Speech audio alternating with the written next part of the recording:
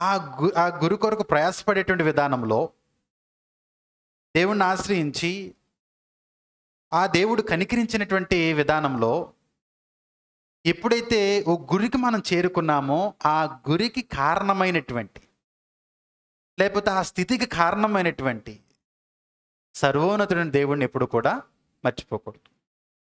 ఎందుకంటే అన్ని విషయాల్లో సంరక్షించేది ఆయనే, కాపుదలనిచ్చేది ఆయనే.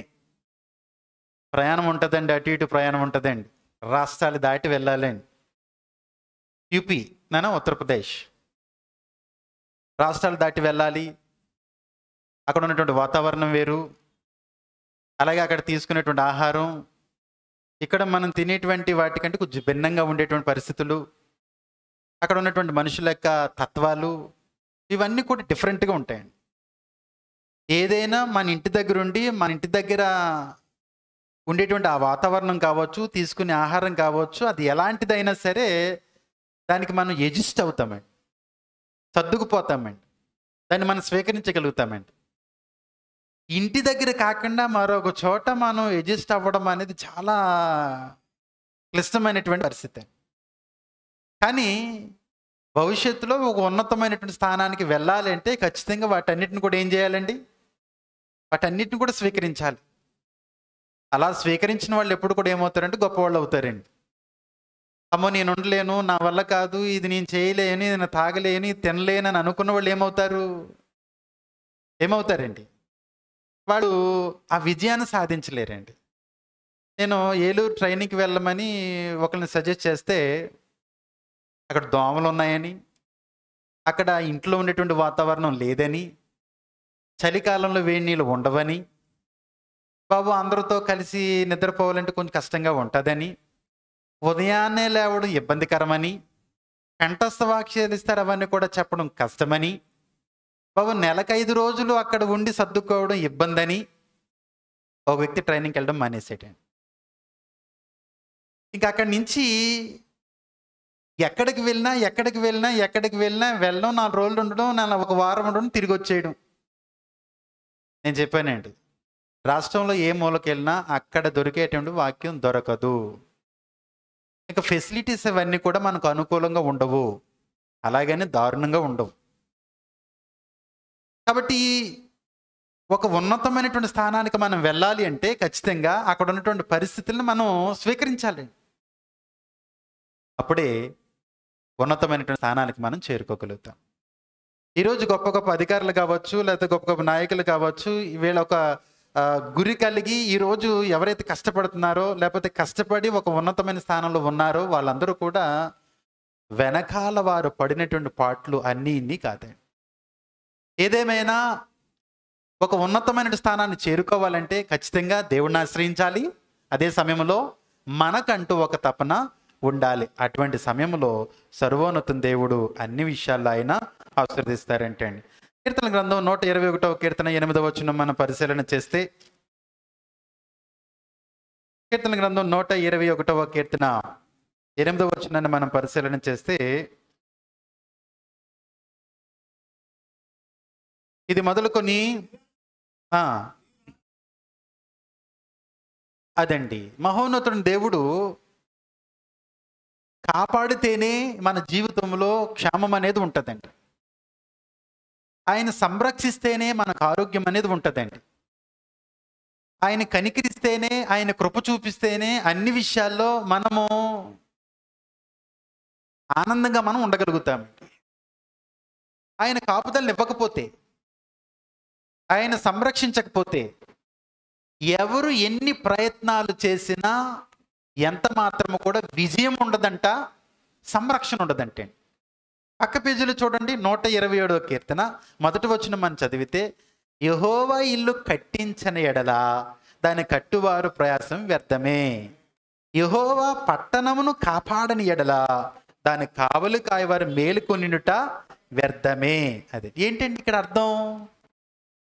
దేవుడు కాపాడకపోతే, దేవుడు సంరక్షించకపోతే, ఆయన కనికరించకపోతే, ఆయన కాపుదలను ఇవ్వకపోతే, సంరక్షణ కొరకు, కాపుదల కొరకు, ఆరోగ్యం కొరకు, ఆనందం కొరకు మనిషి ఎన్ని ప్రయత్నాలు చేసినా ఎంత మాత్రము కూడా సాధ్యమయ్యేటువంటి విధానం కాదు. కాబట్టి సర్వోన్నతుని దేవుని కాపుదల ఉండాలి. ఇప్పుడు ఒక పట్టణాన్ని ఆయన సంరక్షిస్తున్నారండి. ఒక పట్టణాన్ని ఆయన సంరక్షించినప్పుడు ఒక్క సైనికుడు లేకపోయినా ఆ పట్టణం సురక్షితంగా ఉంటుందండి. దేవుడే ఒక పట్టణాన్ని శపిస్తే, ఓ పట్టణాన్ని మీదకి శత్రువుని రప్పిస్తే, ఆయన కాపుదల లేకపోతే అక్కడ లక్షల మంది సైనికులు ఉన్నా ఎవరు కూడా జరిగే నష్టాన్ని ఆపలేరు. అయితే కాబట్టి మన మనుగడకు కారణం ఎవరంటే దేవుడు.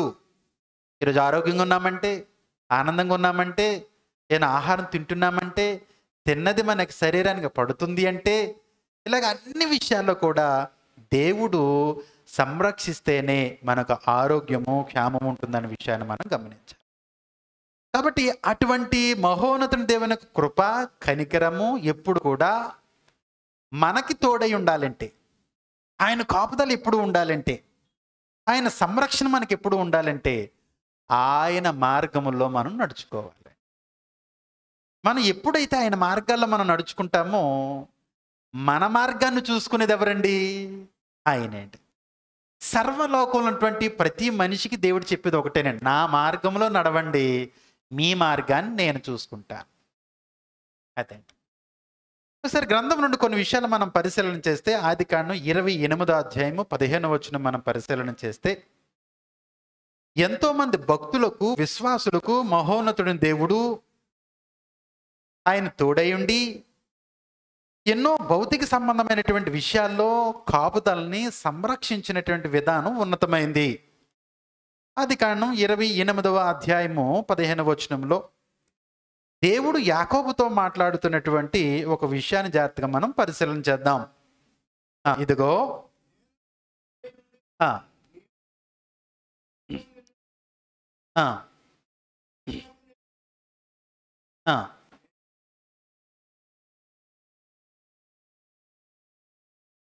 అదండి, మహోన్నతుడని దేవుడు యాకోబుకి దేవుడు ఇచ్చినటువంటి వాగ్దానం ఏమిటంటే, ఇదిగో నేను నీకు తోడై ఉండి నువ్వు వెళ్ళే ప్రతి స్థలమందు నేను కాపాడతాను. కాపాడమే కాదు, మరలా ఏ దేశాన్ని కణాన్ని విడిచి నువ్వు వెళ్తున్నావో మరలా ఈ కణానికి నిన్ను రప్పిస్తాను. అంటే దాని అర్థం ఏంటండి? తిరిగి వచ్చేంత వరకు, ఇక్కడికి తీసుకొచ్చేంత వరకు, లేదా ఇక్కడికి వచ్చేంత వరకు నిన్ను సంరక్షించేది నేను. నువ్వు ధైర్యంగా వెళ్ళు.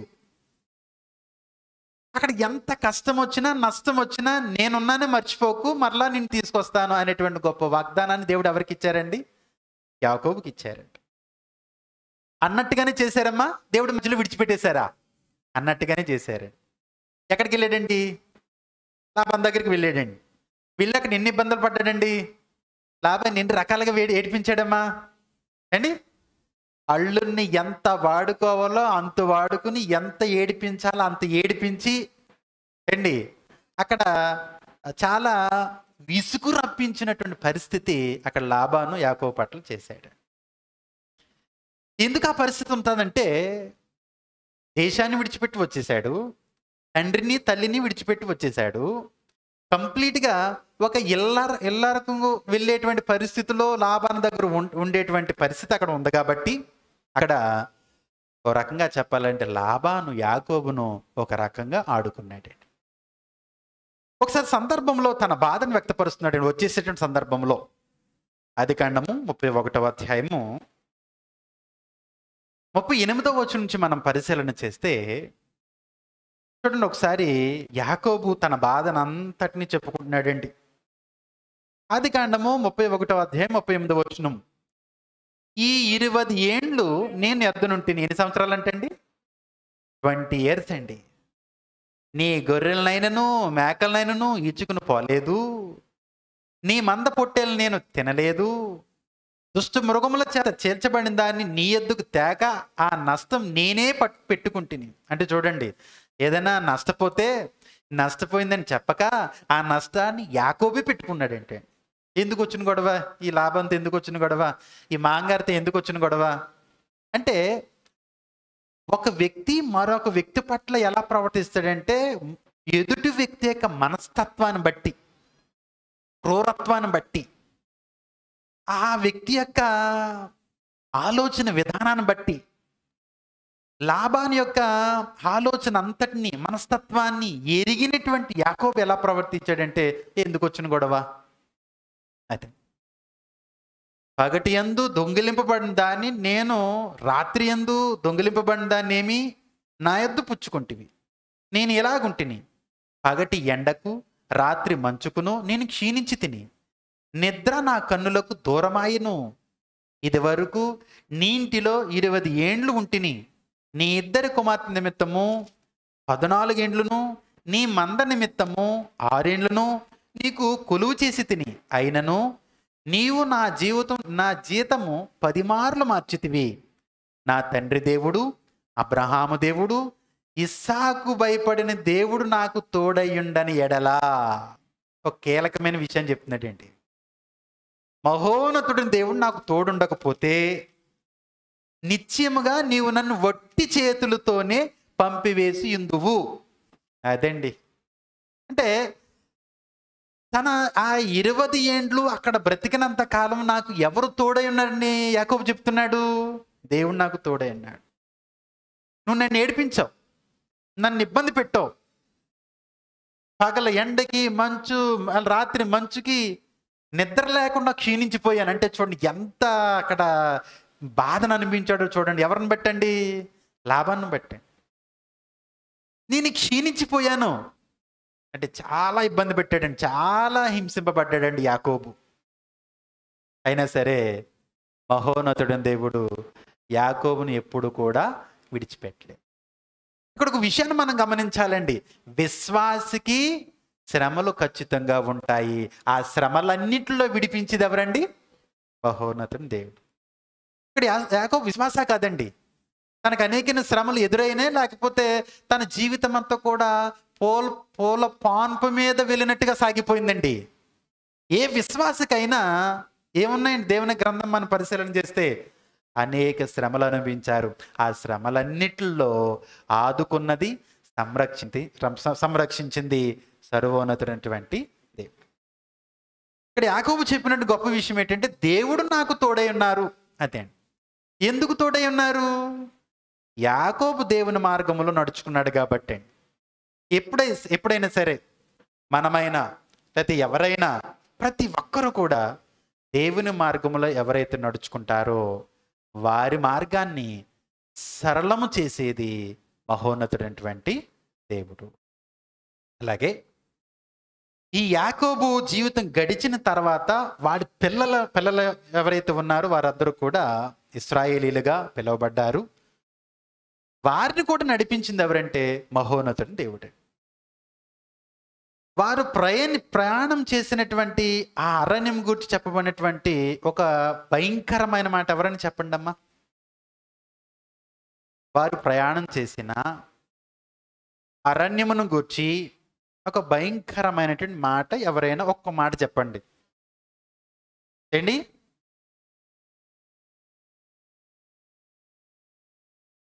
తాపకరమైన సర్పములు కలిగినటువంటి అరణ్యం. ఇంకండి నీళ్ళు లేని తేళ్లు కలిగిన, ఇంకా అండి నేను అనుకున్నది ఎవరైనా చెప్తున్నారేమో చూస్తున్నాను. చెప్పండి. నేను అనేది ఇశ్రాయేలు ప్రయాణం చేసిన అరణ్యం ఎలాంటిది? ఆ అరణ్యాన్ని గురించి ఒక మాట చెప్పండి. మహాభయంకరమైన ద్వితీయోపదేశకాండం 1:19 మనం చదివితే ఘోరమైన మహారణ్యం అని చెప్పబడిందండి. ద్వితీయోపదేశకాండం 1:19 అక్కడ ఉన్న మాట ఏంటి తెలుసండి? ఘోరమైన మహా అరణ్యము. ఘోరమైన అంటే అంత భయంకరమైందండి, మాటలతో వర్ణించలేనిదండి. అయినా సరే వారి ప్రయాణం ఆగిందండి. ఏమా? ఎవరు ఉండబట్టి, ఎవరు నడిపించబట్టి, ఎవరు వారికి సహాయకుడిగా ఉండబట్టి వారి ప్రయాణం సాగిందంటే సర్వోన్నతుడైనటువంటి దేవుని కృప వలన. ఎలా నడిపించారు అంటే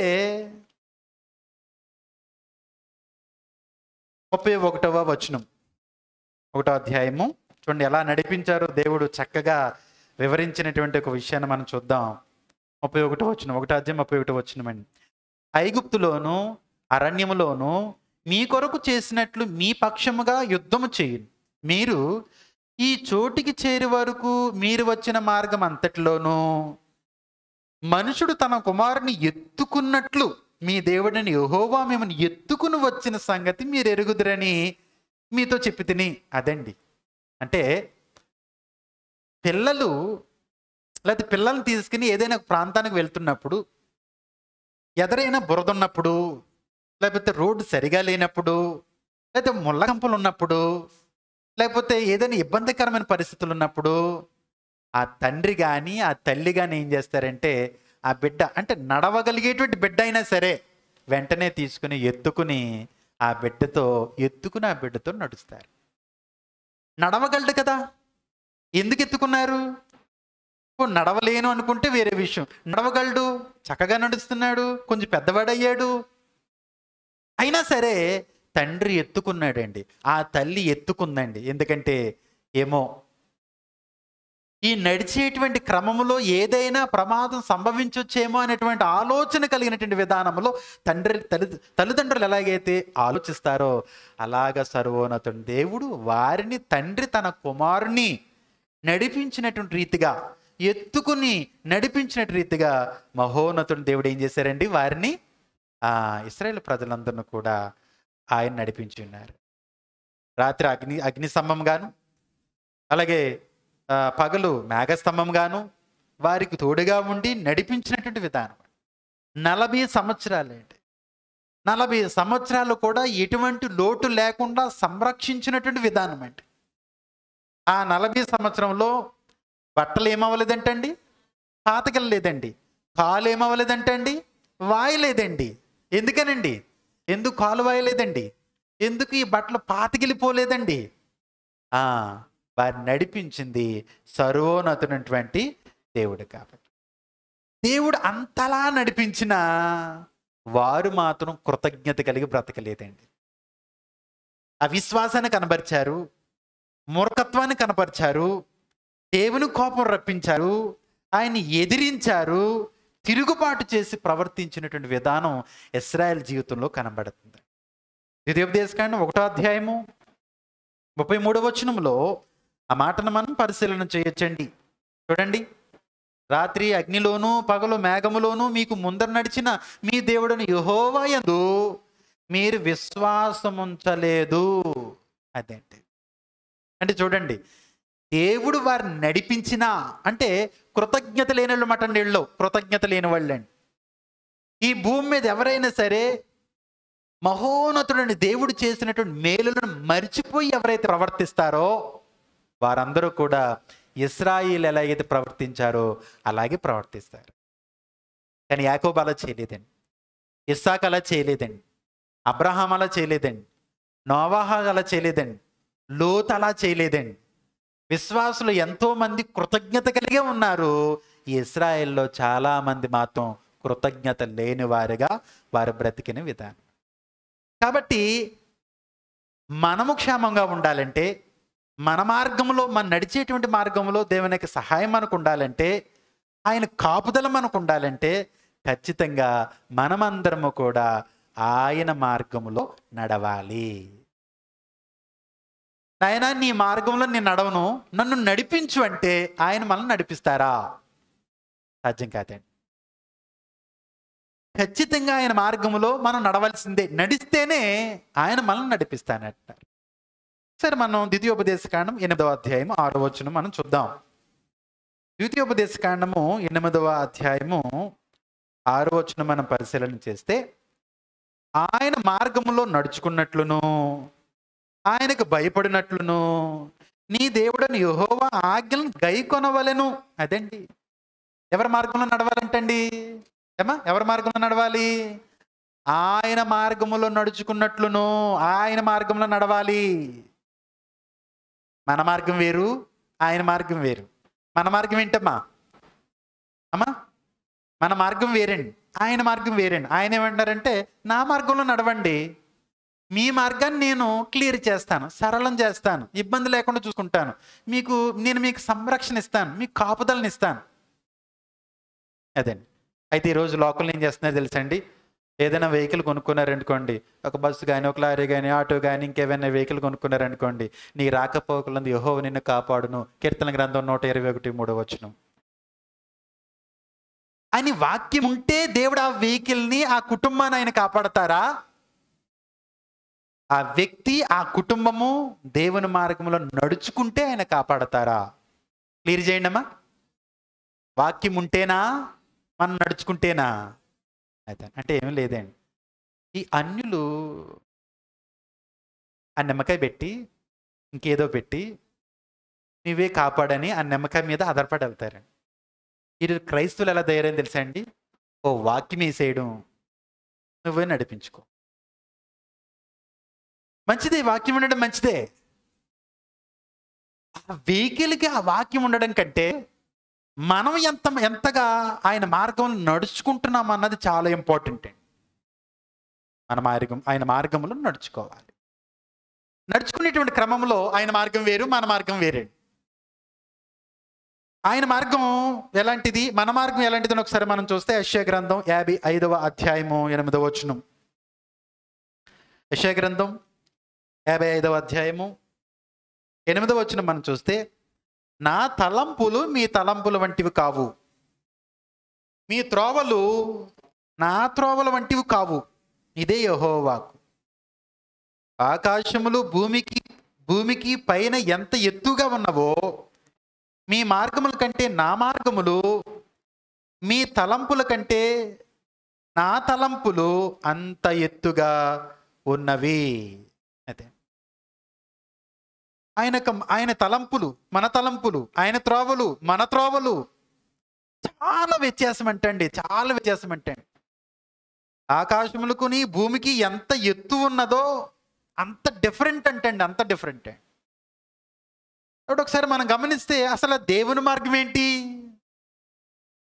దేవుని మార్గం ఏమిటి అని ఒకసారి మనం పరిశీలన చేస్తే, పరిశుద్ధత కలిగినటువంటి జీవితం ఆయన మార్గం అండి. నీతి న్యాయాన్ని అనుసరించడం ఆయన మార్గం అండి. సత్యం మాట్లాడడం, యథార్థంగా బ్రతకడం, భయభక్తులు కలిగి ఉండడం, నీతిమంతులుగా జీవించడం, ఎవరికి అన్యాయం చేయకుండా బ్రతకడం, దుర్భాషలాడకుండా ఉండడం, అన్ని విషయాల్లో మంచి ప్రవర్తన కనపరుస్తూ ఆయన వింటున్నారని, చూస్తున్నారని, ఆయన సమస్తాన్ని పరిశీలన చేస్తున్నారని, ప్రతిఫలం ఇచ్చేది ఆయనని ఎరిగి బ్రతకడమే ఆయన మార్గము అన్న విషయాన్ని మనం గమనించాలి. కాబట్టి ఆయన అంటారండి, నా మార్గంలో నడవండి, నా మార్గం నడిచేటువంటి విధానంలో నేనేమై ఉన్నానో అలా మీరు బ్రతకండి అని తెలియజేసేటువంటి సందర్భంలో లేవికాండం 19:2 నేను పరిశుద్ధుడై ఉన్నాను గనుక మీరును అదే అండి. సర్వలోకానికి దేవుడు చూపించేటువంటి మార్గం ఏమిటంటే, నేను పరిశుద్ధుడై ఉన్నాను, నా మార్గంలో నడవండి అంటే పరిశుద్ధులుగానే బ్రతకండి. అప్పుడు ఏ విషయాల్లో పరిశుద్ధత అంటే, సమస్త విషయాల్లో, ఆలోచనలో పరిశుద్ధత, మన మాటల్లో పరిశుద్ధత, మన చూపుల్లో పరిశుద్ధత, మన వినేవాటిలో పరిశుద్ధత, కంప్లీట్గా మన నడవడికలో మనం ఒక వ్యక్తితో ప్రవర్తించే ప్రతి విషయంలో, వ్యక్తిగతంగా కావచ్చు, కుటుంబ పరంగా కావచ్చు, సమాజంలో అన్ని విషయాల్లో కూడా పరిశుద్ధత పరిశుద్ధత పరిశుద్ధత. అంటే మనం చేసే ప్రతి పని దోషారోపణ లేకుండా ఉండాల్సిందే. దోషారోపణ లేకుండా ఉండేటువంటి ఆ క్రియ ఏదైతే ఉందో అది మాత్రమే పరిశుద్ధమైనటువంటి జీవితం. కాబట్టి ఆయన మార్గంలో నడవాలి అంటే, లేకపోతే నడుచుకుంటున్నాము అంటే ఖచ్చితంగా పరిశుద్ధత కలిగి పరిశుద్ధమైన జీవితం ఉండాల్సిందే. అదే ఆయన మార్గం. నేను చర్చికి వెళ్తున్నాను, ప్రార్థన చేసుకుంటున్నాను, వాక్యం చదువుతున్నాను, దేవుడు గుర్తొచ్చినప్పుడు ఆయన గుర్తు చేసుకుంటున్నాను అనేది పరిశుద్ధమైన జీవితం కాదండి. అన్ని విషయాల్లో పరిశుద్ధత కలిగి బ్రతకడమే దేవుని యొక్క మార్గం. ఎప్పుడైతే మనం పరిశుద్ధులుగా మనం బ్రతుకుతామో ఆయన మార్గంలో మనం ఉన్నట్టే, ఆయన మార్గంలో మనం ఉంటే, ఆయన మార్గంలో మనం వెళ్తే మన మార్గాన్ని చూసుకునేది మహోన్నతుడైనటువంటి దేవుడు. అది. కాబట్టి మనం గమనించాలని ఆయన మార్గంలో మనం నడుచుకుంటున్నామా లేదా? అదే. ఇప్పుడు ఆయన సంబంధించినటువంటి మరొక మార్గాన్ని మనం కూడా చూస్తే యెషయా గ్రంథం 5వ అధ్యాయము. ఆయన ఏం కోరుకుంటున్నారు, మనిషి నుంచి ఏం కోరుకుంటున్నారు, ఎలా బ్రతకమంటున్నారు అనేటువంటి విషయాన్ని మనం పరిశీలన చేస్తే ఆయన మార్గం ఏమిటి మనకు అర్థమవుతుందండి. యెషయా గ్రంథం 5వ అధ్యాయము 7వ వచనం నుంచి మనం పరిశీలన చేస్తే, ఇశ్రాయేలు వంశము సైన్యములకు అధిపతి యెహోవా ద్రాక్ష తోట, యూదా మనుషులు ఆయనకిష్టమైన వనము, ఆయన న్యాయము కావాలని చూడగా బలత్కారం కనబడెను, నీతి కావాలని చూడగా రోదనం వినబడెను. అదే. కాబట్టి ఆయన ఏం కోరుకుంటున్నారు ప్రతి మనిషి నుండి అంటే నీతిని, న్యాయాన్ని. ప్రతి మనిషి నీతిగా బ్రతకాలని ఆయన కోరుకుంటున్నారు, న్యాయముగానే ప్రవర్తించాలని కోరుకుంటున్నారు. కానీ ప్రస్తుత లోకంలో లేనిది ఏమిటంటే నీతి, న్యాయం అండి. ప్రతి డిపార్ట్మెంట్లో నీతి న్యాయం కరువైపోతుందండి. మనుషుల్లో నీతి, న్యాయం కరువైపోతుందండి. ఒక పని దేవుడు ఎలా చేయమన్నారో అలాగ చేయడమే, అలాగ బ్రతకడమే నీతి. కానీ ప్రతి మనిషి కూడా నాకు నచ్చినట్లు బ్రతుకుతాను, నాకు ఏమనిపిస్తుందో అలా నేను చేస్తాను అనేటువంటి తన సొంత మార్గంలో మనిషి ప్రయాణం చేస్తూ అనుకుంటున్నాడు. ఇది నీతే కదా అని అనుకుంటున్నాడు. దేవుడు అంటున్నారు అది నీతి కాదు. దేవునితో సంబంధం లేకుండా, దేవుని యొక్క వాక్యంతో సంబంధం లేకుండా మనం బ్రతికేటువంటి జీవితం అసలు నీతే కాదంటండి. నీతే కాదండి. దేవునితో సంబంధం లేకుండా ఏ వ్యక్తి బ్రతుకుతున్నా, ఒకవేళ ఆ వ్యక్తి మనం మంచివాడని మనం అనుకున్నా అసలు అది నీతే కాదంటండి. ఎందుకంటే మనకు క్రియలు మురికి గుడ్డతో పోల్చబడినవండి. మన క్రియలు దేంతో పోల్చబడినాయి అమ్మా? మురికి గుడ్డతో పోల్చబడి. దేవునితో సత్సంబంధం కలిగి ఆయన యొక్క ఆజ్ఞను మనం పాటిస్తూ ఆయన మార్గంలో మనం నడుచుకుంటేనే అప్పుడు మన క్రియలు నీతి కలిగినవిగా ఉంటాయండి. గమనిద్దాం, అసలు నీతిని అసలు నీతిని అనుసరించే వారముగా ఉన్నామా లేదా? న్యాయాన్ని మనం అనుసరిస్తున్నామా లేదా గమనించాలండి. ఈ రెండు కూడా ముఖ్యంగా ఈ ఆర్మీ కానీ, సిఆర్పిఎఫ్ కానీ, పోలీస్ డిపార్ట్మెంట్ కానీ ఈ రెండు చాలా ముఖ్యమైనవండి. పరిశుద్ధత ముఖ్యమైనది, నీతి న్యాయం చాలా ప్రాముఖ్యమైనది. ఈ రెండు బ్రతికేటువంటి విధానంలో బ్రతకనివ్వకుండా చేసేవాళ్ళు ఉంటారు. సహోద్యోగులు కావచ్చు, పై అధికారులు కావచ్చు, అక్కడున్న వాతావరణం కావచ్చు, ఇవన్నీ కూడా క్రమం తప్పిపోయేటువంటి ప్రమాదం అనేది ఉంటుంది. కుటుంబానికి దగ్గరగా లేకపోవడం బట్టి, సంఘానికి దగ్గరగా లేకపోవడం బట్టి, దేవుని యొక్క వాక్యం దినదినం అందకపోవడం బట్టి, వారు ఉండేటువంటి ప్రదేశంలో అక్కడ ఉన్నటువంటి వాతావరణానికి అలవాటైనటువంటి విధానంలో అక్కడ సహోద్యోగులు, స్నేహితులు వాళ్ళు ఎవరైతే వారి విధానంలో నడుచుకుంటున్నారో ఆ ప్రభావం అనేది ఖచ్చితంగా వారి మీద పడేటువంటి అవకాశం ఉంటుందండి. ఇంటి దగ్గర అయితే కట్టడి ఉంటుంది, ఇక్కడ సంఘంలో కట్టడి ఉంటుంది, ఊర్లో ఒక కట్టడి ఉంటుంది. ఒక దూరం ఉన్నప్పుడు చెడిపోవడానికి, చెడగొట్టడానికి అనేకమైనటువంటి పరిస్థితులు ఖచ్చితంగా ఉన్నాయండి ఇప్పుడు. కాబట్టి నీతిని, న్యాయాన్ని తప్పేటువంటి అవకాశం అనేది ఖచ్చితంగా ఈ డిపార్ట్మెంట్లో ఉంటుంది. ఆవిడ విషయాన్ని నాన్న జైట్లీ చాలా సీరియస్గా ఆలోచన చేయవలసినటువంటి భౌతిక సంబంధంగా ఎంత ఉన్నతమైనటువంటి స్థితితో, ఎంత లైఫ్ అనేది ఎంత బెటర్గా ఉంటుందో అదే సమయంలో దేవునికి దూరం అయ్యేటువంటి పరిస్థితి కూడా ఉంటుందండి. అది అందరికీ ఉంటుందంటే కాదండి. ఆయా పరిస్థితులను బట్టి, అక్కడ మనం తీసుకునే నిర్ణయాలను బట్టి దేవునికి దూరమయ్యేటువంటి పరిస్థితి అనేది కనబడుతుంది. ఎందుకంటే ఆ డ్యూటీ అలాంటిదే, అక్కడ పరిస్థితులు అలాంటివి. అది అంటే సహవాసం అనేది ఇంపార్టెంట్ అండి. ఆత్మ అందుకే దేవుడు సహవాసం అనేటువంటి కోరికను పెట్టి దేవునితో, యేసు ప్రభుతో, పరిశుద్ధాత్మతో, పరిశుద్ధులతో సహవాసం కలిగి ఉండాలని దేవుడు నిర్ణయించింది. ఎందుకో తెలుసండి? తొట్టిల్లిపోయేటువంటి ప్రమాదం ఉంటుంది కాబట్టి. అదేంటి కాబట్టి దేవుని యొక్క మార్గములో నడుచుకునేటువంటి విధానంలో నీతిని న్యాయాన్ని ఖచ్చితంగా అనుసరించవలసిందే. ఎప్పుడైతే మనం ఆయన మార్గంలో మనం నడుచుకుంటామో, ఆయన భయభక్తులు కలిగి ఎప్పుడైతే మనం బ్రతుకుతామో, అప్పుడు మన జీవితంలో ఎప్పుడు నెమ్మదే ఉంటుందంటే అండి. 25వ కీర్తన 12వ వచనం, 25వ కీర్తన 12వ వచనం మనం పరిశీలన చేద్దాం.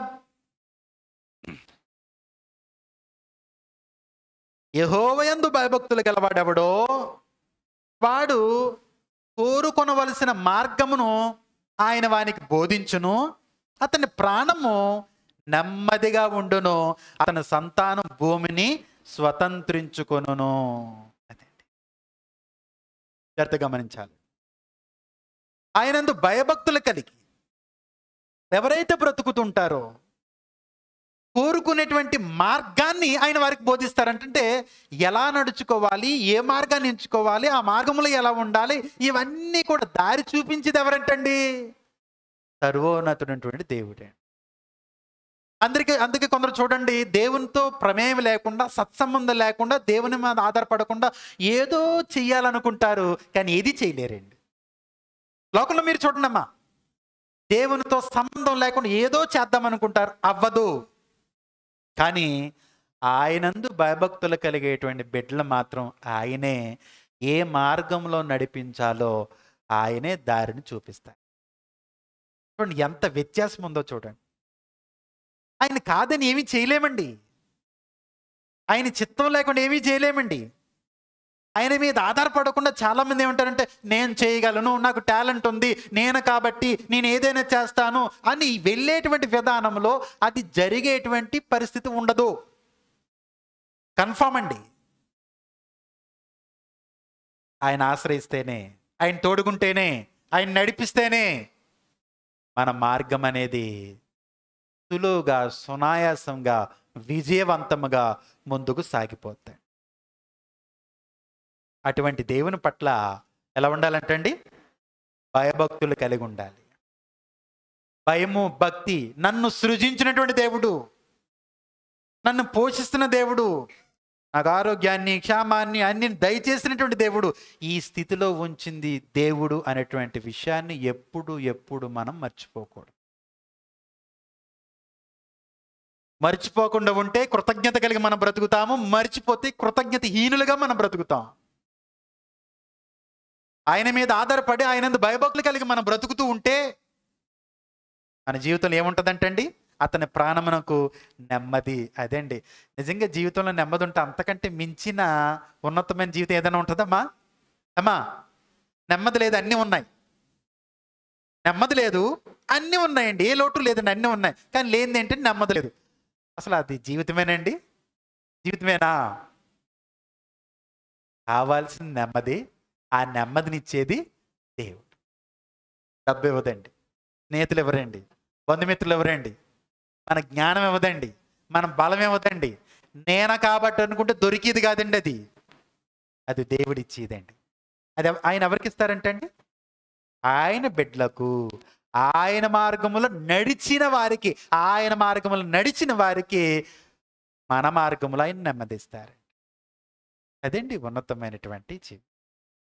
కాబట్టి ప్రభునందు ప్రియ సహోదరి సహోదరులారా, సర్వోన్నతమైనటువంటి దేవుని మార్గములో మనం నడుచుకుంటున్నామా లేదా అని మనం సరిచూసుకోవాల్సినటువంటి అవసరం ఉంది. ఎందుకంటే ఆయన మార్గంలో నడుచుకుంటేనే మన మార్గం అనేది, మన మార్గములో నెమ్మది అనేది ఉంటుంది అనే సత్యాన్ని మనం గమనించాలి. నిజంగా ఆయన మార్గంలో మనం నడుచుకుంటూ ఉంటే కాపుదలనిచ్చేది ఆయనేనంటండి. 34వ కీర్తన 7వ వచనం మనం చూస్తే, యెహోవాయందు భయభక్తి గల వారి చుట్టూ ఆయన దూత కావలి ఉండి వారిని రక్షించును. ఎవరికండి ఇది? అందరికీనమ్మా? ప్రపంచంలో ఉన్న 900 కోట్ల మందికా, లేకపోతే ఆయనందు భయభక్తులు గల వారికేనా ఈ ఫెసిలిటీ? అంతేనండి, ఆయన మార్గంలో నడుచుకున్న వారికి మాత్రమేనండి. ఆయన దూతల కావలుండి వారిని రక్షించును. ప్రధానమంత్రి గారి చుట్టూ ఉండేటువంటి సెక్యూరిటీ ఎంతండి? ఎంతమంది ఉంటారండి?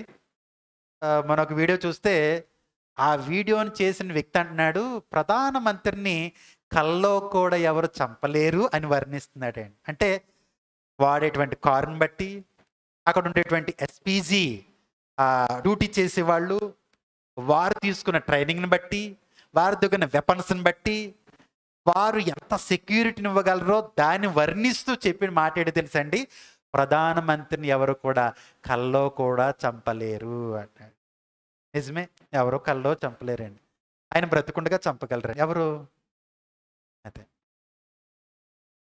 అంటే అక్కడ వర్ణిస్తున్నాడు మాట. అంటే అంత సెక్యూరిటీ, అంటే ఎంత పవర్ఫుల్ అంటే ఒక ర్యాకెట్ లాంచర్తో కారుని పేల్చేసిన కారుకి ఏమవుతుందంటే, గన్స్తో వాళ్ళు మొత్తం చుట్టూ రౌండ్ అప్ చేసి పేల్చిన గ్లాస్ ఏమి కూడా అక్కడ పగలదంటే అండి. అంత దృఢమైన.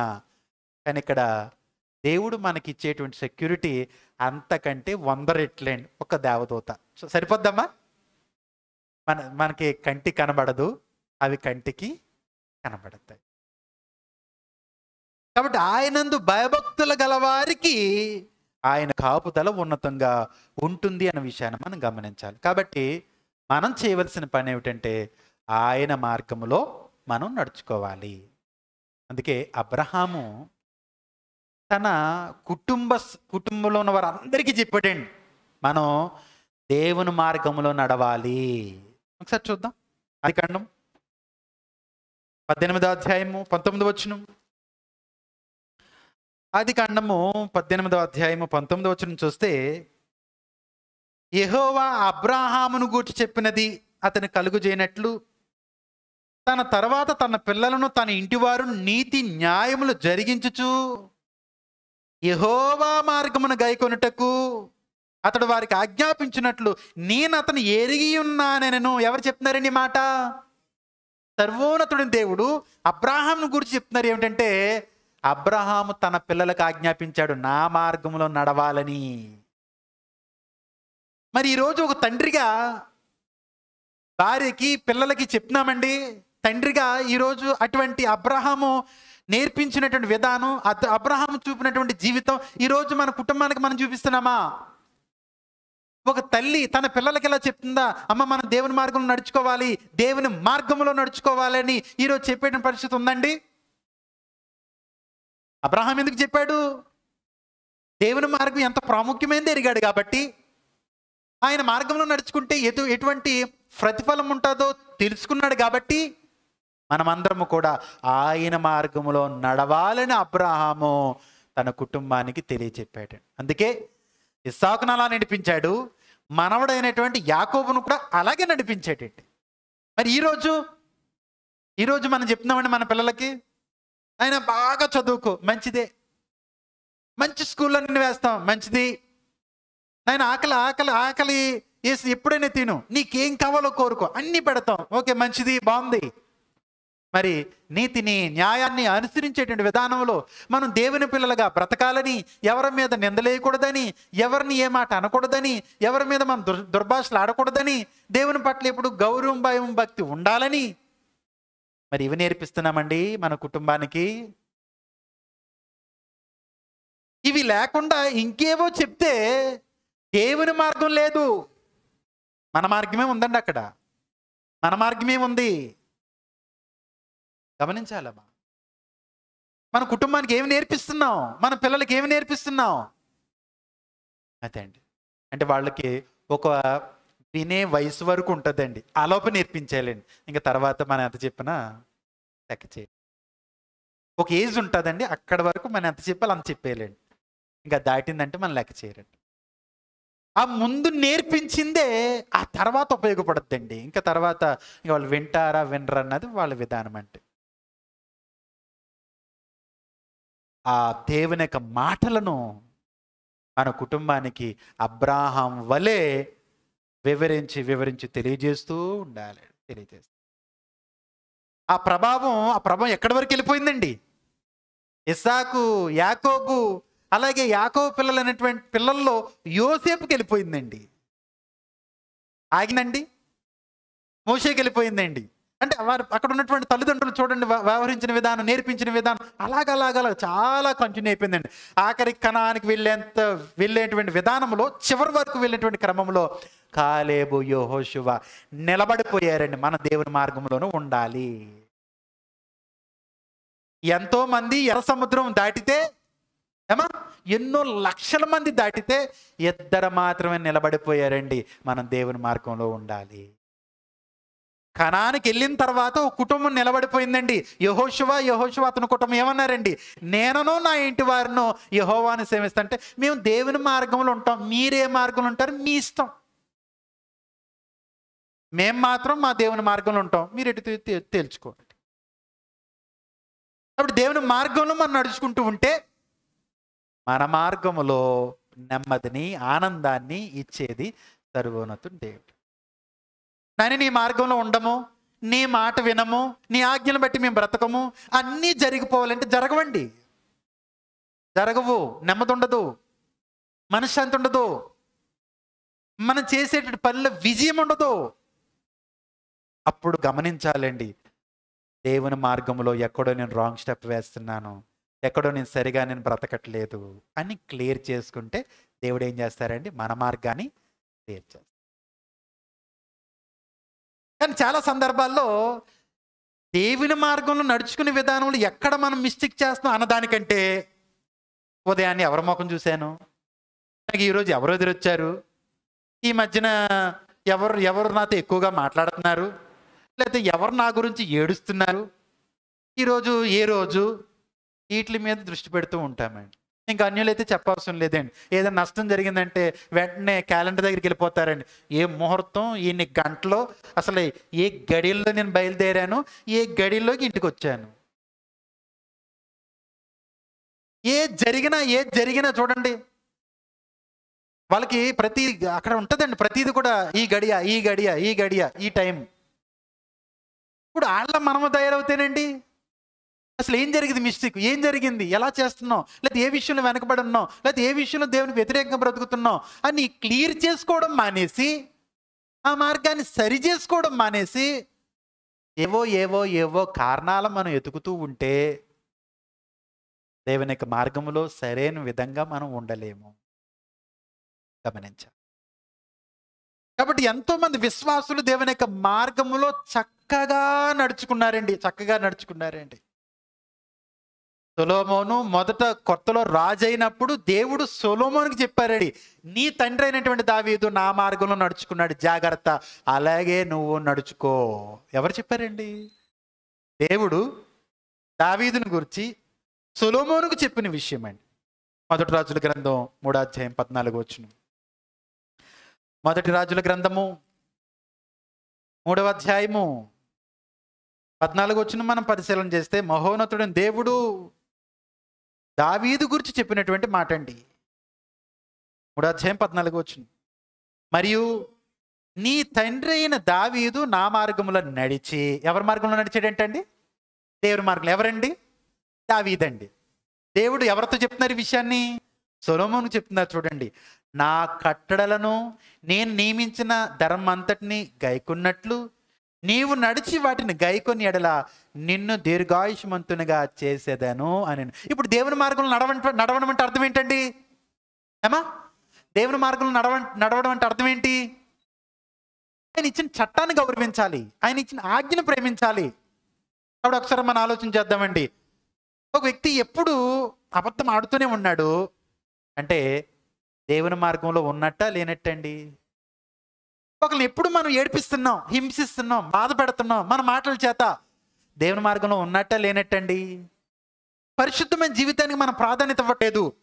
చాలా తేలికగా పరిశుద్ధ జీవితాన్ని ఆషామాషిగా తీసుకుని మనం బ్రతుకుతున్నాం. దేవుని మార్గంలో ఉన్నట్ట లేనట్టండి?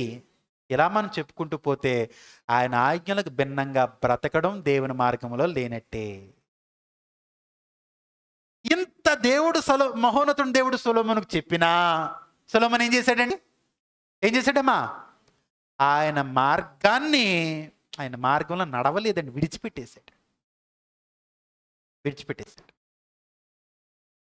ఒక ఉన్నతమైన స్థితికి వెళ్ళిన తర్వాత దేవుని పట్ల కృతజ్ఞత భావం లేకుండా అన్ని దేవతలను పూజించి ఏ చేతులతో అయితే దేవునికి మందిరాన్ని కట్టించాడో దానికి ఎదురుగున్నటువంటి కొండ మీద దేవునికి సంబంధం లేని, దేవునికి అసహ్యమైనటువంటి పనులు చేసి ఆయన మార్గాన్ని విడిచిపెట్టినటువంటి వ్యక్తి సొలొమోను. గమనించారు. కాబట్టి ఎంతోమంది బైబిల్ యొక్క దేవుని యొక్క చరిత్ర, ఈ బైబిల్ చరిత్రలో మనం చూస్తే ఆయన మార్గంలో నడిచి ఆశీర్వదింపబడిన వారు ఉన్నారు. ఆయన మార్గాన్ని విడిచిపెట్టి ఆయనకు దూరమైన వాళ్ళు కూడా ఎంతోమంది ఉన్నారు. ఇప్పుడు మనం గమనిద్దామండి, మరి మనం దేవుని మార్గంలో నడుచుకుంటున్నామా లేదా? ఖచ్చితంగా ఆయన మార్గంలో నడిస్తేనే మన మార్గంలో మనకి క్షేమము, ఆనందము, నెమ్మది అనేది ఉంటాయనే విషయాన్ని మనందరం కూడా గమనించాలి. ఆయన జెట్లీ, దేవుడు నీకు ఇచ్చినటువంటి స్థితి ఉన్నతమైంది, భౌతికంగా సెటిల్ అయినట్టే. కానీ ఆ ఫీల్డ్ దేవునికి దూరం అయ్యేటువంటి, లేకపోతే నిన్ను దేవునికి దూరం చేసేటువంటి పరిస్థితులు ఖచ్చితంగా ఉంటాయి. నీ జీవిత కాలంలో దేవుణ్ణి విడిచిపెట్టినంత వరకు మహోన్నతుడు దేవుడు నీకు ఎప్పుడు కూడా తోడుగానే ఉంటారు. అయితే దేవుని విషయంలో ఒక లోటు ఉండిపోయింది నీ విషయంలో. అంటే నువ్వు దేవుని పట్ల చేసిన విషయంలో లోటు ఉండిపోయింది. ఏంటి ఆ లోటు? జరగాల్సింది జరగలేదండి. మెయిన్ పెద్ద లోటు, అది చిన్న లోటు కాదు. రక్షింపబడి ఆయన మార్గంలో నడుచుకుంటే ఖచ్చితంగా దేవుడు నీకు ఎప్పుడు తోడుకుంటారు, నీకు ఎప్పుడు ఆయన సంరక్షణగా ఉంటారు. మరి ఆ లోటుని ఎప్పుడు భర్తీ చేస్తావో నువ్వే చూసుకోవాలి. పెళ్ళికి మాత్రం చేసుకోకు.